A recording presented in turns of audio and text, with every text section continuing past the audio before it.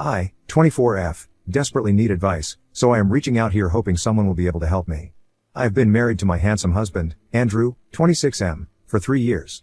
I work at a local diner as a waitress, and Andrew works at a restaurant. I would love to say our marriage has been amazing, but unfortunately my Gloria, F, 50, has made our marriage and dating years a nightmare.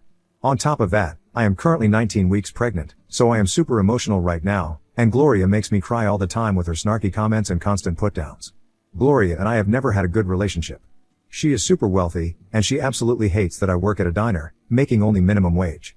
She makes comments all the time, saying I should be making more money to ease Andrew's stress. She says I'm making life hard on him. Andrew also makes a low income in the restaurant, so no, we are not wealthy like her, but we make it work. What Gloria doesn't realize is she is the one putting stress on both of us. You see, Gloria was always the breadwinner of her family, as well as being a single mom to Andrew and his little brother, Michael, M, 25. Apparently, Andrew's dad left the picture shortly after they had the boys, when Gloria divorced him and took him for all he was worth, and they never heard from him since. My guess is he could not deal with Gloria's narcissistic personality. But anyway, Gloria is so proud of making money and being a single mom, that she thinks I should be contributing more money to my little family, just like she did. All she thinks about is money and her reputation, and it is sickening. Gloria is constantly comparing me to her perfect son Michael, his fiancée, Deborah, F, 23. I can see why she thinks Michael is perfect, as he is a really down-to-earth guy, despite being a well-off doctor. He and I have been friends for years and he is actually the one who introduced me to Andrew. Deborah is perfect in Gloria's eyes because she works as an intern working towards helping kids suffering from cancer, while I just mindlessly hand people diner food. Deborah is also gorgeous with beautiful long blonde hair with big blue eyes and skin as smooth as a baby's, while I have short black hair, small dark eyes and blemishes on my skin. Gloria is constantly referring to Deborah as the daughter she never had, while I'm just the girl Andrew settled for. Gloria thinks Michael and Deborah are the perfect couple in Andrew and I need to try to be more like them. In fact, when I told Gloria I am pregnant, her response was, "Oh. While Deborah is saving children's lives, you will be busy screwing your child's life up. What a shame. WHO says that?" I have come to expect mean comments from Gloria, even though I go beyond my means to impress her to try to be like Deborah. I have even gone as far as to ask Andrew what Gloria's favorite flowers were so I could surprise her with them for Mother's Day and bring her a nice gift. But, no matter what I do, she finds fault in my offerings and makes me look like the worst person on the planet. I just cannot please Gloria. Gloria's hatred of me began on day one of my relationship with Andrew. When we first started dating, I told Gloria I worked at a diner, and obviously that did not go over well. On my next date with Andrew the following weekend, he told me Gloria had set him up on a surprise blind date with her best friend's daughter immediately after meeting me because the other girl had a swanky office job and made a hefty salary with benefits.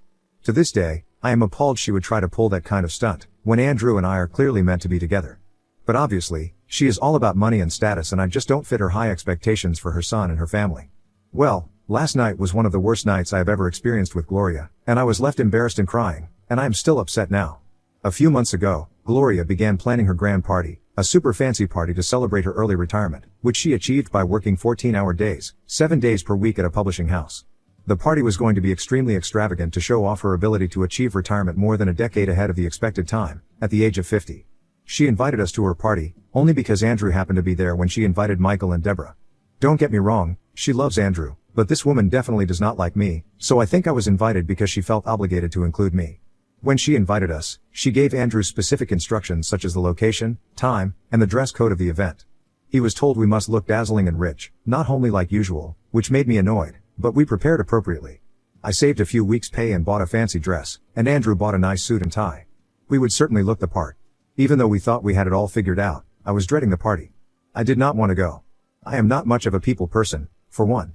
Secondly, I am terrified of Gloria, so why on earth would I want to go to a party that is basically just celebrating how awesome she thinks is? Yesterday was the day of the party and I had to work the day shift at the diner, as usual, and then I was to meet Andrew at the venue. I figured I would do my makeup and hair before work, do my shift, then spruce up and change at work before getting to the venue. I did not have much time between my shift and the party, but I figured I would have to make it work. I worked my shift as normal, with nice makeup and my hair slightly fancier than normal. After my shift, I went to my car, grabbed my dress and my shoes, and went back into work to put it on. I was still dreading going to the party but figured it would be fun to dress up for once and I would just try to have fun for once. I unzipped the dress cover, pulled the dress up and, to my surprise, the dress did not fit. I had picked the dress out a few weeks back and being 19 weeks pregnant, I guess I got bigger, and my dress no longer fit me. I panicked and started thinking of my options. There were no options.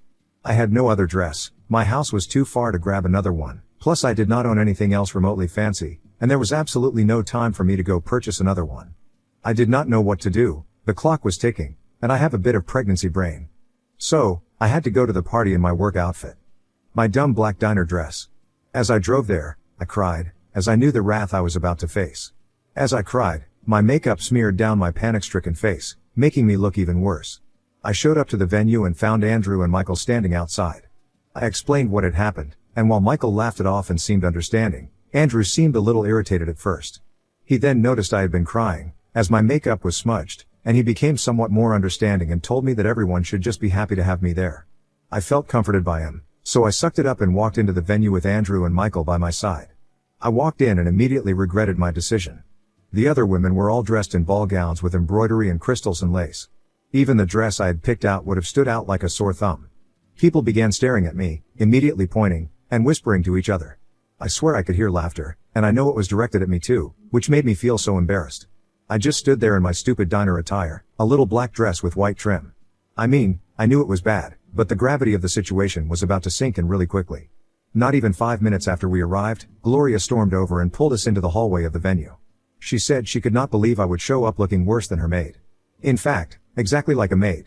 She told me I have some nerve showing up like that, and that her rich friends were all asking why I was dressed that way.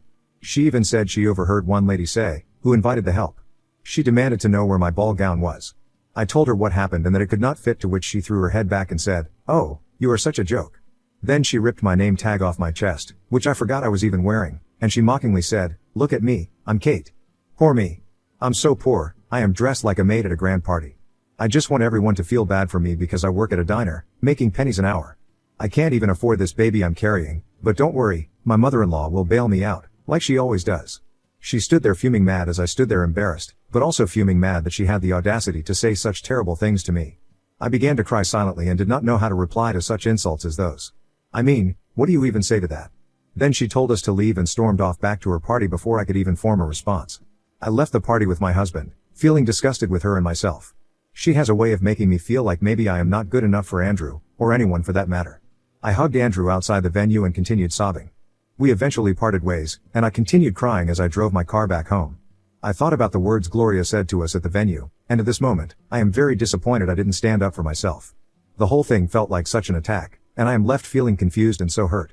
I don't know what she means by her bailing me out, as she has never spent a dime on us or the baby I am carrying, and I don't plan on ever asking her for any help either. Today is the day after the party, and Gloria is blowing up our phones with voicemails and texts, scolding us, but mainly me, of my indecency at her party. Asking me how dare I embarrass her, that we are the talk of the town now, and that people should be talking about how grand her party was, not how cheap the guests were. Of course, she also keeps mentioning that Michael and Deborah look stunning, and that they think I should never have showed up looking like the train wreck I did. She also threw in there that if I'd stopped picking out on diner food, maybe I would have fit into my dress. My husband's support and the anticipation of having my child is the only thing keeping me sane at the moment. But even though my husband supports me and says his mom is out of line, and he does not want to talk to her anytime soon, I know Gloria is very manipulative and I worry she will convince him to leave me. She tends to know what to say to sway him and pin him against me, but maybe I am just being overly emotional due to pregnancy hormones. Also, I wish he would actually say something to his mom about how cruel she is being to me. I am not too sure what I'm hoping to get by posting this. But I guess I just want advice on what to do with someone like this. I am beyond stressed about this and I can't stop replaying the night of the party in my head. The constant messages from Gloria are not helpful either. Any advice is welcomed and is certainly needed. Update 1: It has been a couple months since I posted here, and I want to thank you all for your advice. Things got a lot worse since posting, so I thought I would leave an update. I started therapy shortly after writing my post, as I needed someone to vent to and my husband was not being very understanding. He tries to be supportive, but he is still loyal to his mom and, although I understand it must be hard for him, it does hurt. Gloria continued to be mean to me, and it feels good to have a therapist to talk to. Andrew mentioned I was in therapy to Gloria, and she laughed and said I must be crazy if I am in therapy. My therapist has made me realize that Gloria is toxic and abusive towards me. My therapist is trying to help me cope with the stress that Gloria puts me under, but I do have a piece of bittersweet news regarding that. Due to the stress I have been under because of Gloria, I went into preterm labor and gave birth 6 weeks early. The baby and I are doing fine, but the baby had to stay in the NICU for nearly a month, which caused Andrew to miss work for that entire time. He had only planned to take a few days off for the birth of the baby, so we were struggling to make ends meet and we needed money for our rent and baby formula.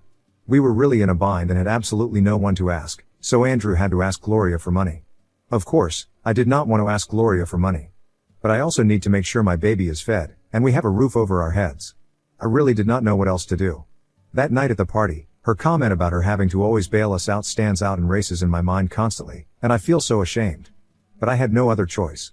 Gloria gave the money to Andrew, but I did not even dare to ask him what she said when she handed it over to him. I am still upset about the last thing she said to me when she came to pick us up from the hospital a few days ago. You know, you probably wouldn't have had that baby early if you weren't living off diner food scraps. This comment made my blood boil. I spoke with my therapist today and she said the cause of my preterm labor was probably actually due to the fact that I am under so much stress dealing with Gloria. She really does stress me out and make me so upset. Now that the baby is here, I want to try to focus on being a good mom to her and try to ignore Gloria. Since she was so early, she has some health issues, which makes it really hard on Andrew and me. Our constant challenges make ignoring the ruminating thoughts about Gloria nearly impossible. She is the reason I am struggling. She is the reason I have a sick baby. I will try to update you guys after I have done some more therapy. Hopefully things with Gloria will have improved if I can better myself.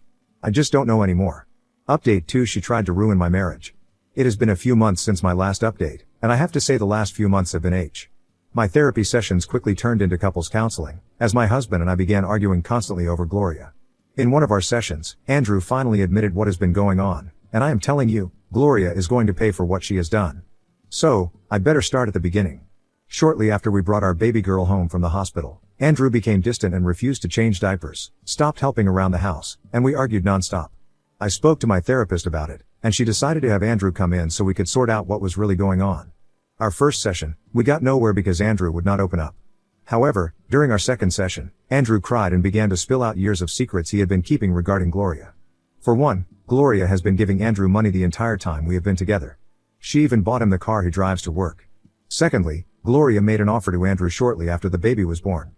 The offer was that if he left me and the baby and proved it with signed divorce papers, she would buy him a house and give him a large sum of money. She promised him a fresh start and the ability to find a new wife that would be more suitable. Andrew admitted that the offer was very tempting, especially the money and home, as we have been struggling for so many years. But, as he sat there in tears, he promised he would not take the deal.